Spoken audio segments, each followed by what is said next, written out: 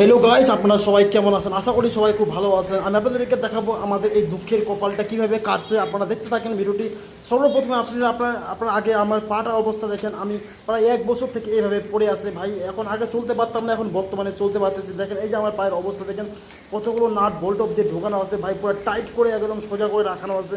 কিন্তু বর্তমানে আমি আগের থেকে এখন বর্তমানে সুস্থ আছি আর চলাফেরা করতে পারতেছি। আর আপনারা দেখেন আমাকে দেখে একটু সবাই আমার পাশে থাকবেন, আমাকে একটু সবাই সাপোর্ট করবেন, আমি যাতে আগে এগিয়ে যেতে পারি।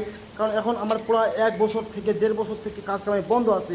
এবং আমি দেখাবো আমার ছেলে যে আছে, আমার ছেলেও দুধ খেতে পারছে না ভালো করে। আমার এই যে ছোট্ট পরিবারে আপনাদেরকে স্বাগতম জানাচ্ছি এই জন্য যে দেখেন আমার পরিবারে এখন অনেক দুঃখের দিন চলছে ভাই। এই ছোট্ট পরিবারে দেখেন আমার বাবুটা বর্তমানে দুধ খেতে পারতেছে না এবং আমার ওয়াইফও দুধ খাওয়াতে পারতেছে না ভালোভাবে। কারণ সে সিজারের সময় যখন সিজার হয়েছিল তখন সে সুস্থ ছিল, কিন্তু সিজারের পর তার পেটে একটা খারাপ অবস্থা দেখা দিয়েছিল, যার কারণে সিয়ানি কেটে আবার ঘা হয়ে গেছিলো। তারপরে তাকে সেলাই করা হয়েছিল, আবার ইদানিং সেলাই করে নিয়ে আসছে। এই যে দেখেন আমার ছোট্ট বাবুটা এখনও ঘুমায়নি, ঘুমাবে।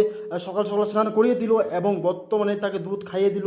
সে ঘুমানোর জন্য রেডি, কিন্তু তাকাচ্ছে আমার দিকে। আমি তাকে ঝুলনিতে ঝুলাচ্ছি যাতে সে তাড়াতাড়ি ঘুমিয়ে যায়।